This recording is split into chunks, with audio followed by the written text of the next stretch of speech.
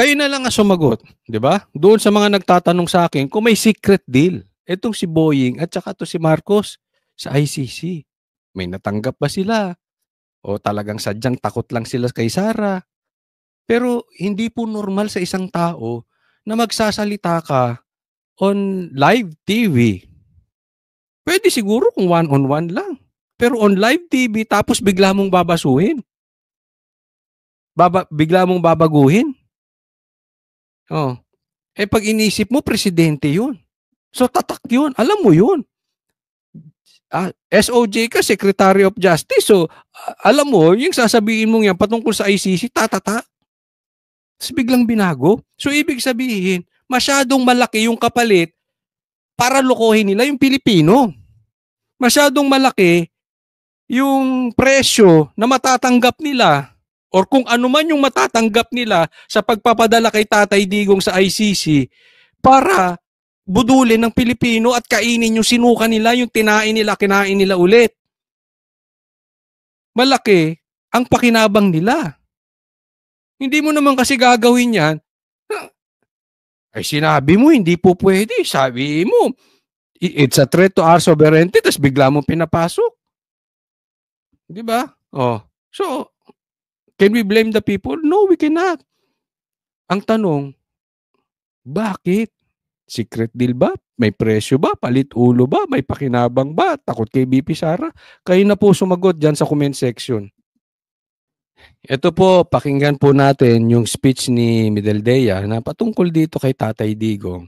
Yung paano niya dinefend si Tatay Digong. Alam mo, kanina nung nagsasalita si Tatay Digong, naaawa ako sa kanya. Grabe. Naaawa ako talaga. Kasi yung boses niya,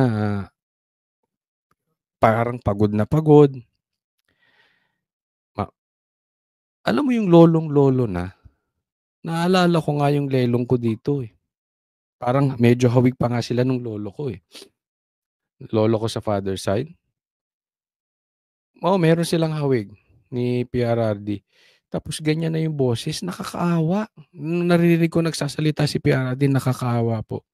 Ganyan po, kalupit ang gobyerno natin dahil sa pangarap.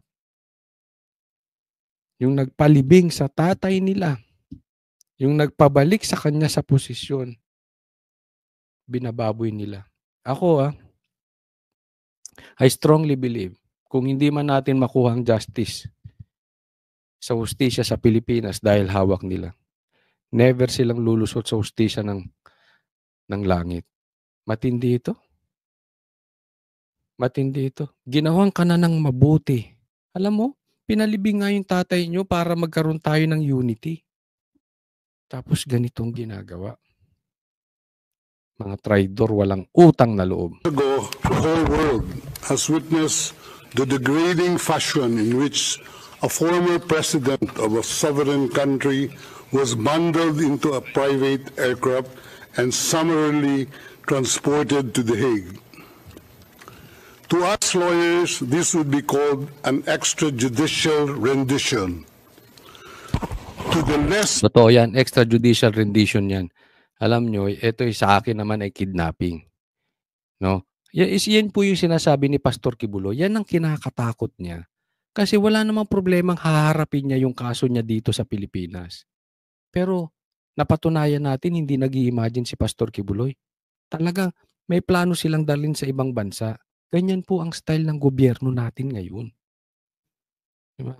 Nakakatakot na po kasi ngayon, yung panahon ngayon, pwedeng palpak ang warrant of arrest, hindi ka na makapagpaliwanag sa korte natin, basta ka na lang dadalhin kung saan.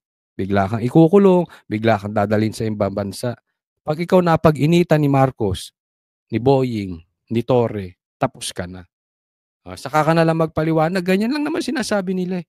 I-demanda nyo na lang ako, basta ikaw huhulihin ka namin. Nakakatakot po yun. Ganyan na po ang kalakaran natin. This is not the first time. Ginawa yan sa KOJC. Wala ang pangalan ni Pastor Kibuloy sa warrant of arrest. Wala silang search warrant. Pero anong sinabi ni Torre? Papasok kami sa kayo sa gusto nyo. Sa madaling salita, masasaktan kayo, wag kayong haharang-harang. Kahit mali ang aming warrant, magdemanda na lang kayo. Basta gagawin namin yung gusto namin. Ganyan din ang ginawa kay Tatay Digong. Walang judge dito, walang magdi-decide. Basta sumakay ka dyan sa aeroplano, dadalhin namin kayo kung saan, doon na kayo magpaliwanag. Ganyan na po ang gobyerno ng Pilipinas. Gobyerno ni Torre.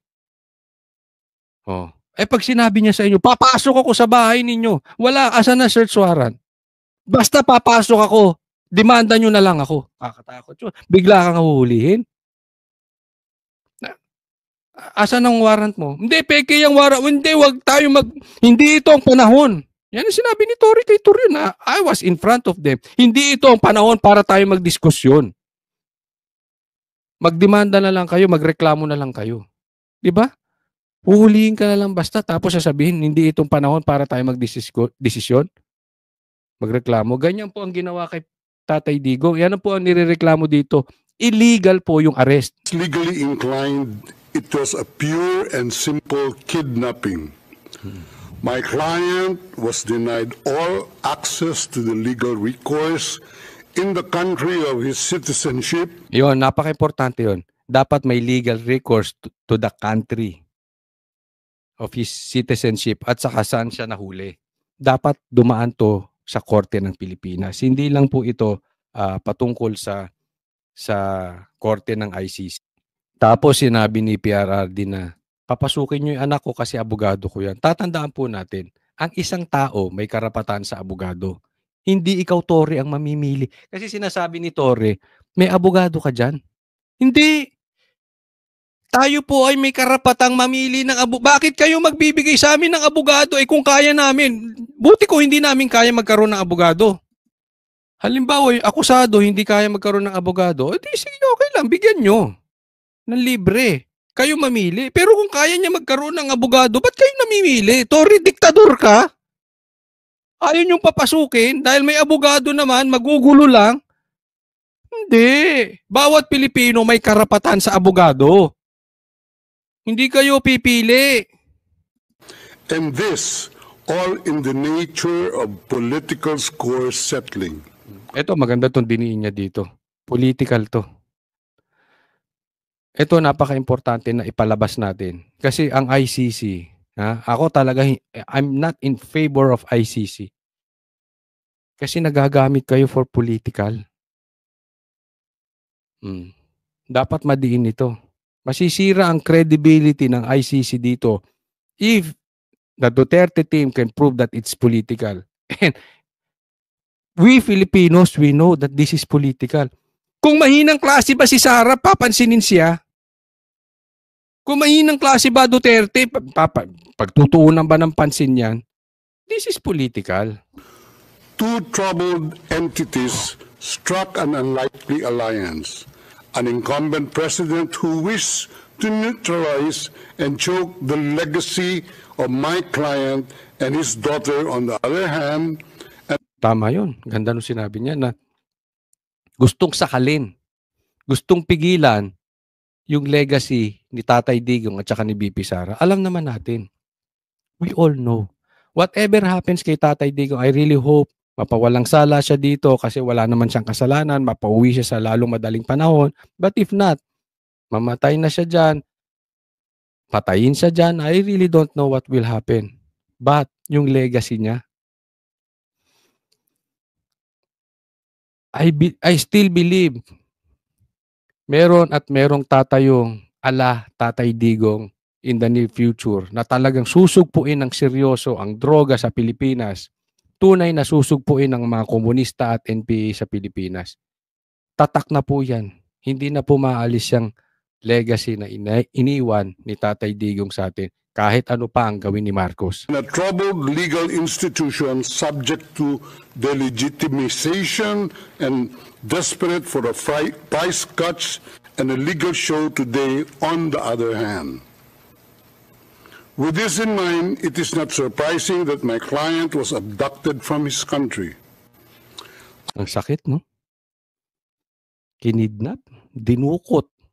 Yun ang sabi, abducted in his own country. Tapos binigay sa dayuhan. Sabi nga para kang mas malala pa sa malansang isda. Grabe yung ginawa nila. kung sino man ang utak nito sa Pilipinas, mahiya kayo sa sarili ninyo. Pinagpalit ninyo ang kapatid nyo. ICC private jets do not drop out of the thin air. That jet which received my client was coordinated in advance. Ibig sabihin, hindi naman basta nalaglag lang yung jet plane na yan dyan. Ibig sabihin, kino-ordinate in advance. So, obviously, may connivance na ang ICC at saka si Marcos. Which yung kaninang pinakita ko sa inyo na talagang fake news ito si Marcos. Number 1, fake news ito si Marcos. At number 1, budol. It's obvious. Sabi niya hindi siya makikipag-coordinate. Yun yung point ni Ano yun? Nalaglag lang yung eroplano sa Villamor? Eksakto, may sasakyan si Tatay Digong? Well planned po ang nangyari. Lahat po. Even yung babagsakan ni Tatay Digong kung sasakay siya sa Hong Kong. Dahil remember, magkakasama kami nito sa Hong Kong. We were in the same room. Ang saya-saya pa namin, ang saya-saya ng mga taga Hong Kong doon. Ang daming nagpa-picture sa kanya. Pag-uwi, ganyan. Hindi nila alam kung saan lalapag si Tatay Digong, sa Manila ba o sa Davao. Close in nila yung mga lalagpakan ni Tatay Digong. Ano ibig sabihin? Planado. The UAE is not a state. Ako napaplastikan sa totoo lang sa ICC. And this is my opinion. Huwag kayong magmalinis. ICC.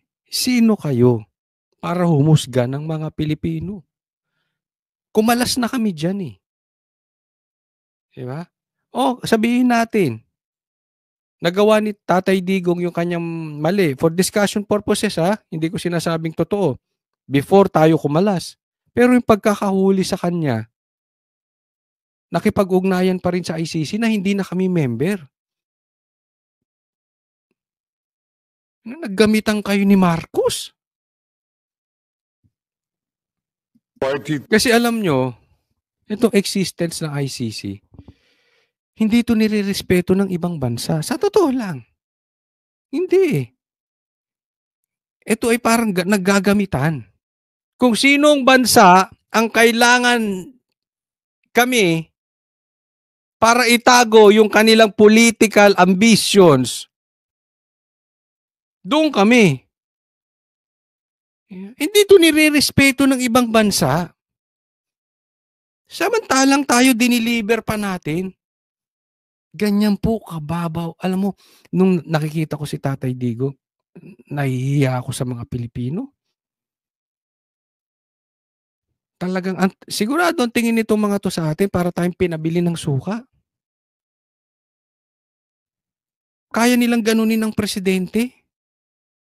Presidente Marcos nyo? Kaya nilang utusan. Kaya nilang utuin. Kaya niyang baliktarin yung mga sinabing hindi papapasukin ng ICC. Ganyang kababaw ang tingin ng mga puti na yan sa mga Pilipino. To the ICC and has no obligation to cooperate with the court.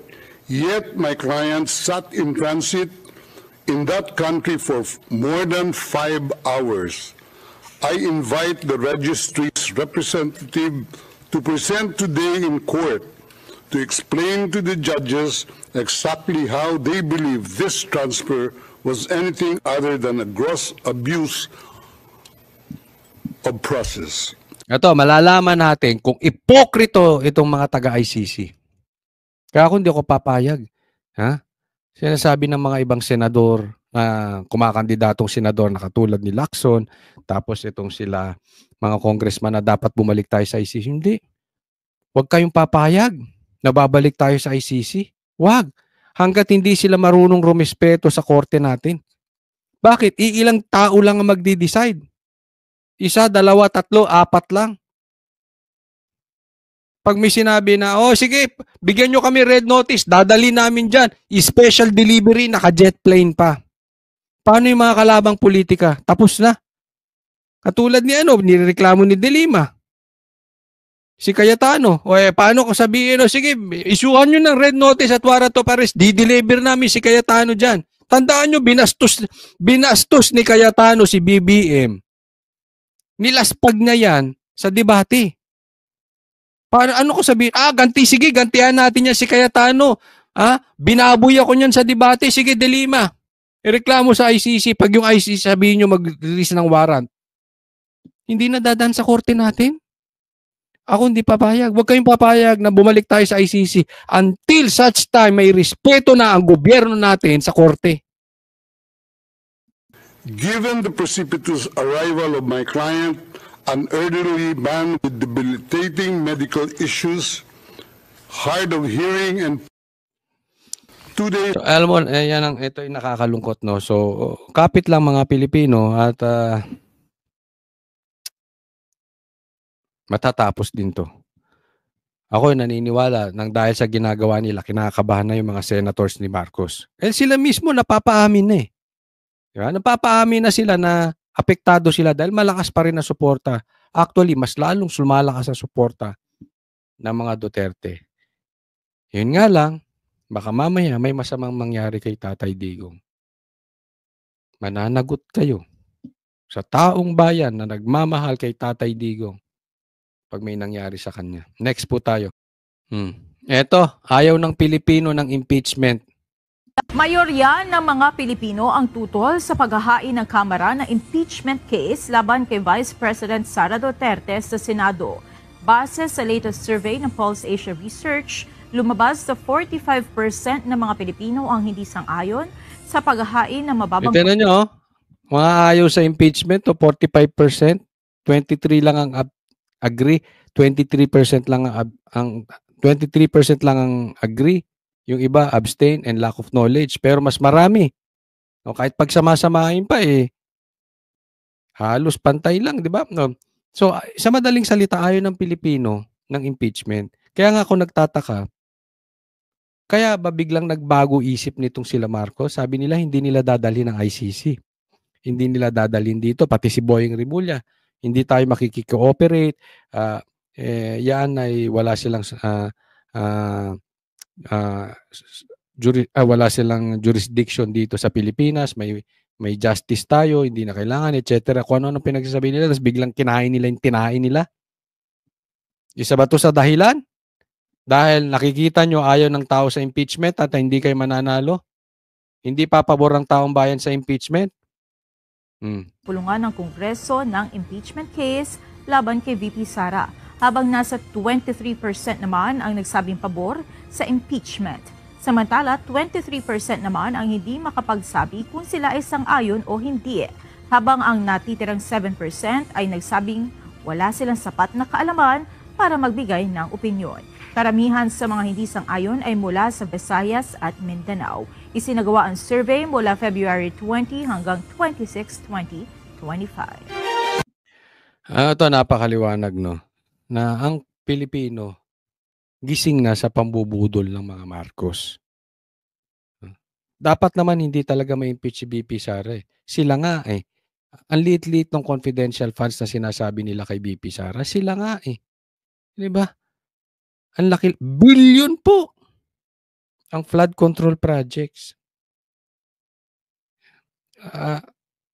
I'm sure kayong mga Pilipino, kayong mga nanonood sa akin, tayo mga Pilipino, we are very much aware na talagang ginagawa nila ito, this is not about the people. Maaring hindi perpekto si PRRD, maaring hindi perpekto si BP Sara, may mga pagkakamali din yan. Gaya ko, gaya mo, gaya natin. Pero, hindi ibig sabihin, ginagawa ito ng mga Marcos, ng gobyernong ito, nila Tambaluslos, dahil sila ay concerned sa taong bayan. Dahil gusto lang nilang i-eliminate ang Duterte sa listahan. Yan po ang talagang ibig sabihin lang yan. Wala na pong iba. Kitang-kita, maganda nito, alam ng taong bayan. Hindi nyo maloloko ang taong bayan kasi ang ganda nung sinabi, meron ako nakausap na isang congressman na hindi pumirma. Anong malulutas? hindi pumirma sa impeachment ni ano malulutas kung ma-impeach si VP Sara? Kayo lang ang makikinabang diyan, eh. Ang taong bayan hindi makikinabang diyan. Yung taong gutom-gutom pa rin, yung taong walang trabaho, wala pa rin trabaho, yung madugong kalsada, madugo pa rin. Yung kalatang droga, kalat pa rin ang droga. Wala tayong infrastructure, wala mga bridges, wala pa rin tayo. Ano ang masusolusyonan? Ano ang maitutulong nitong impeachment kay Sara? Wala. Di ba? Wala. Kaya, well, again, no, tulong-tulong na lang po tayo mga Team Duterte. Ibalik po natin dito si Tatay Digong. Kanya-kanya po tayong tulong. Kung ikaw ay vlogger, tumulong ka, mag-vlog ka. Kung ikaw ay hindi vlogger, magsalita ka dyan sa social media. May mga rallies naman around, ipahayag mo. Sa mapayapang paraan, wag po tayo nga manggugulo. Basta laging mapayapang paraan, ilabas natin yung hinaing natin na gusto nating bumalik si Tatay Digong. Join the rallies, balik natin si Tatay Digong. Isigaw natin bakit kailangan ibalik si Tatay Digong. Diba? Isigaw natin sa mabuting paraan, sa maayos na paraan. At kung kayo naman ay malayo sa mga lugar kung saan may magrarally, isigaw nyo na lang po sa social media. Makatulong din. I-like nyo po itong video na ito nang sa ganun kumalat, ha?